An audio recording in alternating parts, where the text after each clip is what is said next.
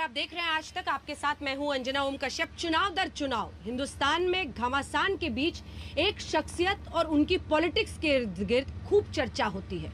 कौन है वो व्यक्ति समझना मुश्किल नहीं है। जी हां, असदुद्दीन ओवैसी।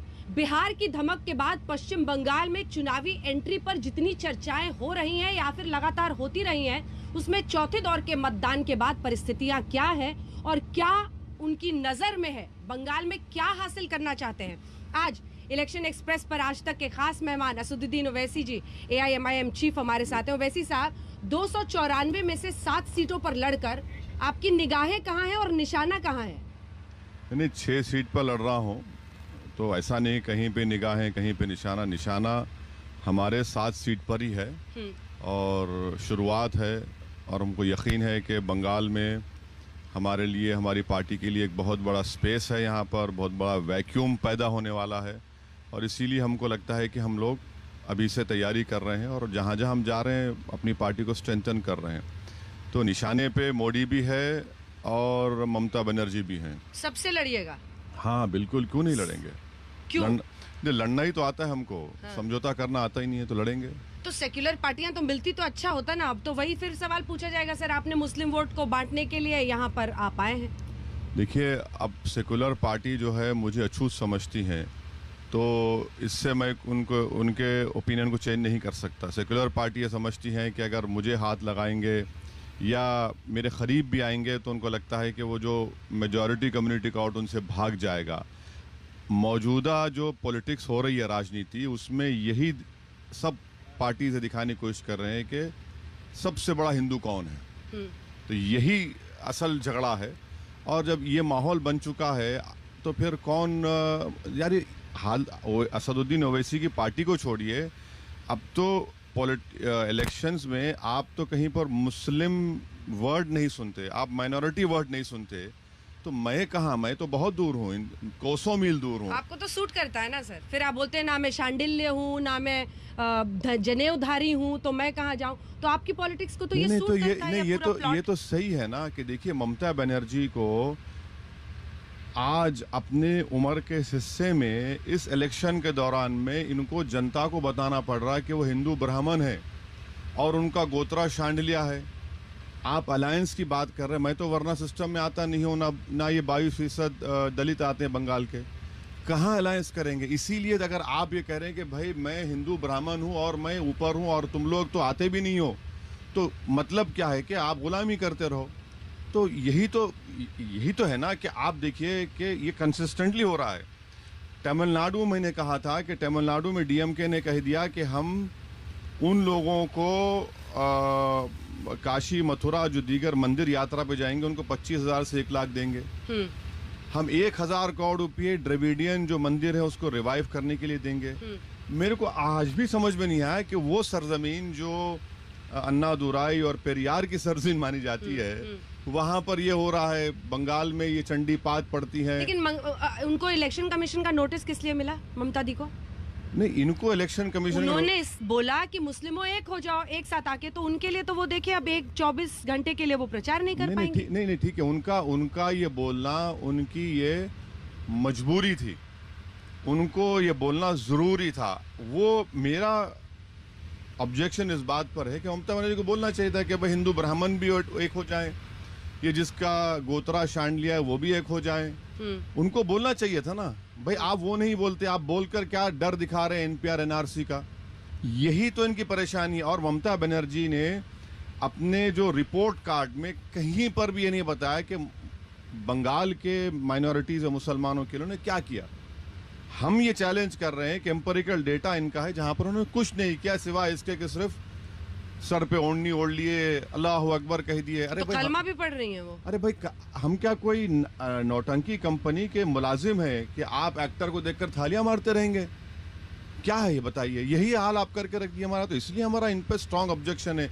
तो इलेक्शन फिर से ही हो रहा है कि ममता बनर्जी ये बता रही है कि मैं मोदी से बड़ी हिंदू हूँ और मोदी ये कह रहे हैं कि मैं हिंदू नेशनलिस्ट हूँ।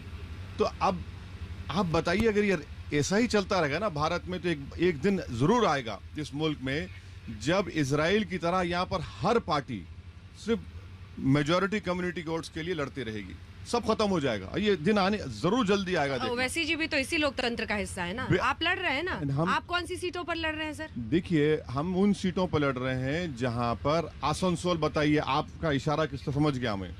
आप ये बताना चाह रहे हैं कि भाई जहां मुर्शिदाबाद से मालदा में जहां 75% मुस्लिम है, 65% मुस्लिम है। गलत है ये। आपको गलत कह रहे हैं। डेमोग्राफी मुर्शिदाबाद में लड़ रहे हैं, मालदा में लड़ रहे हैं, आसनसोल में लड़ रहे हैं, उत्तर दिनाजपुर में लड़ रहे हैं, यकीनन लड़ रहे हैं। तो इसमें गलती क्या है? गलती क्या, लड़ेंगे ना। तो भाई मेरे लड़ने, आपकी तो छवि ऐसी है ना सर, आपको कलमा नहीं पढ़ना पड़ता है। आप तो बस जोश में जब मोदी जी को बोलते हैं कि ये मोदी देखो मुस्लिम के साथ फोटो खिंचाए, क्या क्या बोला था सर आपने उसमें? नहीं, मेरे से आप ही के जुल्फिकार अली ने सर आपको गलत ठहरा दिया। उनका वो तो मैं तो सेल्फी खिंचा रहा था, वो पूछ रहे थे कि आप क्या बनना चाहते हैं, कॉर्पोरेटर या क्या? हमने कहा नहीं सर, बस सेल्फी चाहिए। वही तो हम कह रहे हैं ना कि हम तो चाह रहे थे कि ये जो छुपा हुआ है खुलकर आ जाए। हमारे बोलने के बाद ही तो जुल्फिकार निकला ना, वरना तो जुल्फिकार बादलों के पीछे चांद की तरह पीछे छुपा हुआ था। हमारे बोलने पे निकालना पड़ा ना बीजेपी को, भाई ये जुल्फिकार है। और जुल्फिकार क्या है मालूम? मोदी क्यों नहीं फोटो खिंचवा सकते मुस्लिम के साथ? क्यों नहीं खिंचवा सकते? बिल्कुल। अरे कौन रोक रहा है? कौन रोक रहा है उनको खिंचवाने के साथ? क्या क्या बोला था सर आपने? क्या बांग्लादेशी हो क्या? हाँ, सीए पर बोला, ट्रिपल तलाक, क्या आपने ट्विस्ट दिया? नहीं, ट्विस्ट नहीं दिया। देखिए, हमको मीडिया ने पूछा क्या बोला होगा उसने। मैं बोला भाई मेरे को ये बोला हो सकता, ये बोला हो सकता, ये बोला हो सकता, और कुछ नहीं। अब इसमें हमारे बोलने के बाद जुल्फिकार निकला ना, तो बीजेपी को दौड़ना पड़ा। अमित शाह ने कह दिया कि आप भी एक हिंदू से फोटो खिंचवाइए। खिंचवा रहे हैं कि नहीं? नहीं, खिंचवाएं। हमने तो ऐसे 10 फोटो डाल दिए सोशल मीडिया पे, हजारों लाखों बार वो देखा गया। यही तो हम कह रहे हैं कि भाई आप फोटो खिंचवाने पर क्यों मजबूर हो रहे हैं? मोदी जी अगर इतना सेकुलर हैं तो फोटो खिंचवाने पर क्यों मजबूर हो रहे हैं आप? और क्या फोटो खिंचवाने से ही आप मुसलमानों के लिए या उस बड़े सबसे बड़ी माइनॉरिटी के लिए कुछ कर रहे हैं क्या? आप बता दीजिए ना। कुछ नहीं कर रहे भाई, फोटो खिंचवा दिए, हम फोटो देख के खुश हो जाएं। बताइए आप, यही तो प्रॉब्लम है। जुल्फिकार अली ने सर आपको ललकार दिया। वो कह रहे हैं कि आप मुस्लिमों को भड़का रहे थे, वो सब बोलकर आपने उस फोटो को जरिया बनाया और आप मुस्लिमों को भड़का रहे थे कि देखो वो तो ये बोल रहा था, वो बोल रहा था, ये पूछ रहे थे, उसके कान में बोल रहे थे। नहीं, अच्छा है, बांग्लादेशी हो क्या? नहीं, मैं तो उम्मीद करूंगा कि आइंदा पार्लियामेंट इलेक्शन में उस नौजवान लड़के को मोदी जी गुजरात से टिकट दे दें। गुजरात से टिकट दे के उसको एमपी बनाए लोकसभा से। देखेंगे, चलिए उसकी मोहब्बत, इनकी मोहब्बत। देखिए, ये एक तरफा मोहब्बत हो रही है। मोदी जी से एक तरफा मोहब्बत के हामी है। जुल्फिकार को, जो लड़के का नाम और जुल्फिकार वाकई में है, तो उसको टिकट दे दीजिए गुजरात से या बंगाल से देकर जिताइए ना, एमपी बना दीजिए। आपके पास एक लोकसभा में एमपी नहीं है, आप कौन सी मोहब्बत की बात कर रहे हैं? लेकिन आप जो पॉलिटिक्स करना चाहते हैं सर, आप चाह रहे हैं मुस्लिम दलित कंबाइन को आप टारगेट करते हैं। यहाँ पर तो सीएसडीएस से लेकर प्रशांत किशोर ने मान लिया कि जो दलित समुदाय है वो मोदी के साथ है। अब देखिए, प्रशांत किशोर साहब ने तो बहुत कुछ मान लिया ना। दिल की बात जुबान पे आई गई क्लब हाउस में। बुरा मत मानिए, मगर आपकी फेटर्निटी में 2 किस्म के जर्नलिस्ट हो गए। एक जो शाखा के जर्नलिस्ट हैं आरएसएस के, और दूसरा ये जो क्लब हाउस वाले जर्नलिस्ट हैं। इन दोनों में एक ही यूनानिमिटी है कि ये कभी भी इस बात को पसंद नहीं करते कि मुस्लिम एम्पावरमेंट किसी किस्म का हो। ये जो क्लब हाउस जर्नलिस्ट हैं, ये भी अंदर से शाखा के ही हैं, संघी हैं, मगर उनको नरेंद्र मोदी पर्सनली पसंद नहीं है, मगर आइडियोलॉजी वही है। यही तो मामला चल रहा है इस देश में। आप बैठ के बोलते हैं मिस्टर प्रशांत किशोर कि अपीजमेंट का फलसफा है। अरे भाई, मेरी बर्बादी के अफसाने यहाँ पर बन चुके हैं। अपीजमेंट अगर हुआ तो बताइए कहाँ अपीजमेंट हुआ है? हम आज भी कह रहे हैं कि अगर बंगाल में मुसलमानों का अपीजमेंट हुआ है तो आखिर क्या वजह है कि 16% मुस्लिम बच्चे 9 और 14 साल के दरमियान में स्कूल को जाते ही नहीं है? आखिर अपीजमेंट अगर हुआ है तो 38% मुसलमान की आमदनी 2500 रुपये क्यों है रूरल बंगाल के? अगर अपीजमेंट हुआ है तो फिर 38% जेल में क्यों है? 6% नौकरियां क्यों हैं?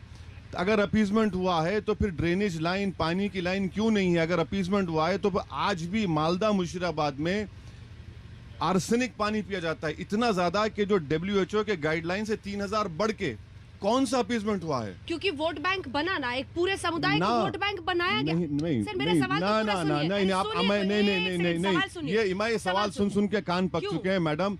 कोई मुसलमानों का वोट बैंक, आज भी अगर आप 10 में से 8 लोगों को पूछिएगा, वो ऐसी बात कहेंगे कि हमें उसे जिताना है जो मोदी को हराएगा। नहीं, मुसलमानों, अब्बास सिद्दीकी से लेकर सब यही नहीं कह रहे हैं? मुसलमानों का ना कभी वोट बैंक था, ना कभी रहेगा इंशाल्लाह। यहाँ पर हमेशा हिंदू वोट बैंक था और हिंदू वोट बैंक ही रहेगा। हम मुसलमानों को एक झुंझुना दिया गया कि खिलौने देकर तुझको बहलाया गया, अरमानों में उलझाया गया, ये मामला कर दिया गया। अब वोट बैंक कहे का वोट बैंक तुम्हारा? झुंझुना पलट दिया आपने। नहीं, वोट बैंक झुंझुना पलट गया है सर, कि मोदी के डर से अब बाकी को 2014 की मेरी पहली स्पीच है पार्लियामेंट की। मैंने कहा कि मैं मुबारकबाद देता हूं नरेंद्र मोदी को। पूरे बीजेपी के एमपी परेशान हो गए, क्या कह रहा है? बोला आपने इस मिथ को बर्बाद कर दिया कि मुस्लिम वोट बैंक था। मुस्लिम वोट बैंक कभी था ही नहीं यहाँ पर। हर देखिए जो पॉलिटिक्स हो रही है ना, मैं आपको कई मिसालें दे सकता हूं, कभी एक दिन प्रोग्राम कर लीजिए आप। मैं आपको 1950 से लेके 2021 तक मिसालें दूंगा जहां पर हमेशा ये होता रहा है। तो आप कह रहे हैं कि मुस्लिम्स बीजेपी को भी वोट देते हैं? नहीं, CSDS के डेटे में उसमें बताया गया कि 2014 में और 2019 में एक ही कम्युनिटी है जो जिसका वोट बीजेपी को मिला, बड़ा नहीं, 6 या 8% वोट मिला बीजेपी को CSDS डेटा के, मगर दूसरे कम्युनिटी का सब बढ़ गया मोदी को वोट। हम ही तो एक खड़े हुए हैं ना एक पहाड़ की तरह, बाकी सब तो फिसल गए मोदी की तरफ। एक ही कम्युनिटी, आप CSDS के डेटा की बात कर रहे हैं, 31% वोट था मोदी का हिंदू वोट 14 में, अब 37% हो गया। उनको तो, लगता है ना अपीजमेंट पॉलिटिक्स से ऐसे ही निकलेंगे। हम यही कहते हैं कि ना सबका साथ, सबका विकास, सबका विश्वास, हम प्रतीकात्मक पॉलिटिक्स नहीं करेंगे। सब बकवास है। सबका साथ, सबका विकास, सबका विश्वास की आप बात कर रहे हैं तो एक ही बात कर रहा हूं, आपके पास मुसलमान MP क्यों नहीं जीता लोकसभा में? आप मुसलमानों को डिमांड ड्रिवन स्कॉलरशिप क्यों नहीं देते? आप, मैं दूसरे इश्यूज की बात ही नहीं कर रहा हूं जिसको आप बोलेंगे ये तो इमोशनल है। ये मैं आपको मिसाल दे रहा हूं, ये क्यों नहीं करते? अच्छा, गुजरात में आखिरी बार मुस्लिम MP कम जीता था? आप जिता दीजिए ना, 84 में। आप जिता कर बताइए ना हमको, अगर हम झूठे हैं। आप नहीं करते, ये क्यों हुआ? क्यों हुआ? अब कांग्रेस भी आपको अछूत समझती है। आप कांग्रेस को देखिए और तमाम ऐसे राज्यों में देखिए, यहाँ पर देखिए वो अलायंस में आपके लिए जगह नहीं बनी, अब्बास सिद्दीकी के लिए बन गई, जिनके आप अगर वीडियोस देखिएगा यूट्यूब पर तो आप भी हैरान रह जाएंगे। महिलाओं के लिए वो कैसी बातें बोलते हैं कि MP बनाकर नुसरत जहां को भेजा था वो तो पाउडर मेकअप लगाने लगी। नहीं, मैं देखिए, मैं ना तो वीडियो देखा हूँ ना मैं उनका स्पोक्स पर्सन हूँ, वो तो खुद अपना जवाब देंगे। मगर अब कोई नहीं करना चाह रहा मुझसे अलायंस, तो मैं क्या करेंगे मैडम? हमसे नहीं किए बिहार में, हम लड़े जीते। अब एक बात बताइए, गोधरा में क्या हुआ? हमने लड़ा और बीजेपी का मेयर बनने नहीं दिया वहां पर। मोडासा में हमारा मेन अपोजिशन हम है म्युनिसिपल कॉरपोरेशन में। यही तो हम बता रहे हैं कि, और मैं बता रहा हूं आपको कि ये जो नौजवानों में जो एक चर्निंग है, वो अब इस तरह की सेकुलर, ये सो कॉल्ड सेकुलर पॉलिटिक्स को मानने वाले नहीं है। लेकिन कहा यह जाता है कि गोधरा में तो आपकी वजह से मेयर नहीं बन पाया बीजेपी का, लेकिन बिहार में NDA की सरकार बन गई आपकी वजह से। देखिए, मैंने आपके प्रोग्राम पर ही ये बात कही थी कि 20 सीट हम लड़े, 5 हम जीते, 9 गठबंधन जीता, 6 NDA जीता। अब मैं तो कई मरतबा RJD के नेताओं से बात किया 6 महीने पहले, वो बोले हंस के मुस्कुरा दिए, किसी ने नाराज हो गए। अब नहीं करते तो नहीं करे ना, हम क्या करेंगे? किसी जोर जबरदस्ती कर सकते क्या? किंग मेकर बन गए आप। ना, और ना, वो भी देखिए हिंदी बेल्ट में, दक्षिण वाले ये अंजना ओम कश्यप का दूसरा सवाल सख्त सवाल आने वाला है। मैं जानता हूं आपको, ये आप ये बोल के ना मैं उन पॉलिटिशियन तरह नहीं हूं कि अगर अंजना ओम कश्यप तारीफ करें तो मैं वाह वाह वाह दिल खुश, मैं तैयार हूं। अब आप काउंटर क्या करने वाले मैं देखने वाला हूं। बंगाल में क्या होने वाला है? बंगाल में ये खेल, ये बिसात कैसे बिछेगी? यहाँ पर मुझे तो 294 सीट नहीं, जो सबसे बड़ा हिंदू है बनने की कोशिश कर रहे हैं, और क्या कर रहे हैं? मुसलमानों को तो कह दिया गया कि तुम्हारी जिंदगी मौत का फैसला। अरे भाई, हर चुनाव में मुसलमान की जिंदगी मौत का फैसला होगा, तो कौन डरा रहा है उनको? ये दोनों पार्टी कर रहे हैं ना, हर पार्टी कर रही है। हर पार्टी हमको लाके सेकुलरिज्म का कूली बना दिया जाता है, बोले आपसे सेकुलरिज्म जिंदा रहेगा। अरे भाई, ये बोझ हम कब तक उठाएंगे बाबा? हम तो थक चुके हैं उठा कर। ना हमारे बच्चों को स्कूल, ना अस्पताल है तो बेड नहीं है, ना जेल में हमारी आबादी कम होती है, ना नौकरी मिलती है, ना पर कैपिटा इनकम मिलता है, ना हमारी महिलाओं का। जितनी परेशानी आप गिना रही हैं, ये दूसरे समुदाय की नहीं है क्या? ये हिंदुओं की नहीं है क्या? वहाँ बिल्कुल है, बेरोजगारी नहीं है क्या? वहाँ पर महिलाओं के लिए दिक्कतें नहीं है? एक मिनट, बिल्कुल है, मगर डेटा क्या कहता है? डेटा ये कहता है कि मुसलमान और दलित का बराबर है, बाज में तो दलित से बढ़कर है। ड्रॉप आउट रेट तो इस देश में मुसलमानों का दलितों से बढ़कर है। कौन कह रहा है? ये ओवैसी नहीं कह रहा है, कुंडू कमेटी की रिपोर्ट है जिसको मोदी सरकार को दी गई थी। वो कहाँ कौन सी डस्टबिन में पड़ी है नहीं मालूम। यही तो हम कह रहे हैं, इन तमाम का कनेक्शन मैडम, जिन्होंने ठेकेदारी ली नहीं सुनिए, इन तमाम का कनेक्शन मुस्लिम पॉलिटिकल डिसएम्पावरमेंट की वजह से हो रहा है। जिस दिन आपका पॉलिटिकल एम्पावरमेंट होगा, आप देखेंगे कि ये तमाम प्रॉब्लम्स एक के बाद एड्रेस होंगे, वरना तो कुछ नहीं, हमेशा आप मर जाएंगे। अरे भाई, कितने मरतबा हम मरेंगे? मर चुके हैं भाई, एक ही मरतबा तो मरेंगे ना दुनिया में, बार बार तो मरने का मामला ही नहीं है। मर जाएंगे, आपका वो हो जाएगा। अरे कितने बार डराएंगे आप? डरा कर तो ये हाल कर दी है हमारा। जरा बांग्लादेश को लाते हैं सर अब चुनाव। हाँ, आपने पहले कह दिया था। मैं नहीं लाया हूँ, देखिए बांग्लादेश को आप लाए हैं। हाँ ठीक है, सवाल में तो लाऊंगी। मतुआ समुदाय को लेकर आपने कहा था कि अब पीएम बांग्लादेश जाएंगे। प्रधानमंत्री का तो ये पहले से प्लान था ना कि वहाँ जाना। नहीं, वो देखिए, मोदी जी सब प्लान कर लेते हैं, पहले से ही प्लान करते हैं। बाकी क्यों नहीं करते हैं सर? ये भी तो पूछना अब उनसे पूछिए ना। हम क्या बोलेंगे? वो तो सब चीज प्लान कर चुके हैं। जहां पोलिंग होगी उस जगह पर आप चले जाते हैं, तो ये उनका हर चीज प्लान होता है। उस प्लान में तो बड़े माहिर हैं। देखिए, एक बात तो मानना पड़ेगा, नरेंद्र मोदी इलेक्शन में जबरदस्त हैं, इकोनॉमी में जीरो हैं, फॉरेन पॉलिसी में जीरो हैं, कोविड को कैसा डील करना उसमें जीरो हैं, वैक्सीन में जीरो हैं, इलेक्शन में तो बराबर वो प्लानिंग अच्छी करते हैं, बहुत अच्छी प्लानिंग करते हैं। मगर देश को चलाने में इलेक्शन, ये वैक्सीन, आप देखिए वैक्सीन तो डायरेक्टली लोकप्रियता से रिलेटेड है ना सर? हाँ, इतना लोकप्रियता से रिलेटेड है कि स्टेट्स में वैक्सीन नहीं है, आप परमिशन नहीं देते। अब लॉकडाउन की बात कर रहे हैं, लोग भागना शुरू कर रहे हैं। मुझे बताइए ना सर, जैसे बिहार में बेरोजगारी मुद्दा बना था, पश्चिम बंगाल में ममता बनर्जी ने क्यों नहीं बनाया? क्योंकि वो इनकम्बेंट है, क्योंकि फिर सबसे पूछा जाएगा कि तुमने कितनी नौकरियां दी। तो यहाँ पर इशू ही नहीं बन रहा। ये तो आप लोगों का काम है ना कि कोविड वैक्सीन की कमी, वैक्सीन सेंटर्स का बंद होना, कोरोना का फैलना, ये इश्यूज बनाए। लेकिन यहाँ पर तो अरे ये दीवाना तो बोल रहा है ना मैडम, हम तो बोल ही रहे हैं ना कंसिस्टेंटली। ये मजनू, ये लैला बोल रही है, दूसरा नहीं, तो क्या करेंगे? हम तो बोल ही रहे हैं, ये है, ये है, ये है, ये है, हम तो बोल ही रहे हैं। आप देखिए, और एक मिसाल देता हूं आपको, ये सो कॉल्ड मुस्लिम अपीसमेंट की। 4 लोग पुलिस फायरिंग में मर गए, उसमें एक राजवंशी नॉन हिंदू भाई मर गए। ममता बनर्जी हमारे खून पर अपना महल तामीर करना चाह रही, और बीजेपी के यहाँ के सदर कह रहे हैं कि ऐसे और 4-5 वाकयात हो जाएंगे। अरे भाई, क्या आप गरीबों चुनाव में तो आदमी नहीं मरता ना सर, हिंदू मरता है या मुस्लिम मरता है या दलित मरता है या क्या गरीबों के खून पर अपना महल तामीर करेंगे? कब तक हमारी लाशों पर महल तामीर करेंगे ये सो कॉल्ड सेकुलर और ये बीजेपी के लीडर्स? ममता बनर्जी तो कह रहे हैं कि नरसंहार कर दिया है केंद्रीय बल ने। अरे भाई, हम ममता बनर्जी को समझने की जरूरत है कि वो कम्युनिटी जिसको आपने कुछ नहीं किया, आज वो आपको खून भी दे रही है, मरकर खून दे रही है, तो और क्या करें? उसके बावजूद भी आप अपनी रिपोर्ट कार्ड में नहीं बताएंगे, उसके बावजूद भी आप नहीं बताएंगे कि आपने ये क्यों कहा कि आप हिंदू ब्राह्मण हैं। 4 फेज हो गए सर, अभी तक जितने सर्वेज आए हैं उसमें अभी तक यही ट्रेंड है कि मुस्लिम्स ज्यादातर ममता बनर्जी की तरफ ही जाते हुए दिखाई दे रहे हैं। अब इसका क्या? मैडम, मैं तो कोई सेफोलॉजिस्ट नहीं हूँ, ना मैं कभी जर्नलिस्ट को बिठाकर ज्ञान देता हूँ क्लब हाउस में और लीक हो जाता है, ना मुझे नहीं मालूम। हो सकता है सही हो गलत हो, मेरे को क्या मालूम, आई डोंट नो, मेरे को नहीं मालूम। हो सकता है दे रहेंगे, नहीं दे सकते, मगर जब तक 2 मई को रिजल्ट नहीं आएगा तो मुश्किल है। आपने कह दिया है कि 2 मई को मोदी जी लॉकडाउन अनाउंस कर देंगे। हाँ, देखिए आप क्यों?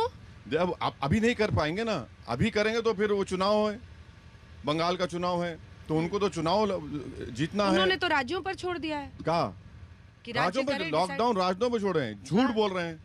पर महाराष्ट्र में वहाँ बहस चल रही है, लॉकडाउन करना है नहीं करना है, बीजेपी कह रही है नहीं करना है। वहाँ लॉकडाउन जो पहले इंप्लीमेंट हुआ था 2020 मार्च में, इन तमाम सरकारों की कमजोरी और इनके बिल्कुल बकवास किस्म के गटलस हैं ये लोग जो नॉन बीजेपी गवर्नमेंट्स हैं, इनको कबूल ही नहीं करना चाहिए था लॉकडाउन को, इन्होंने कबूल किया।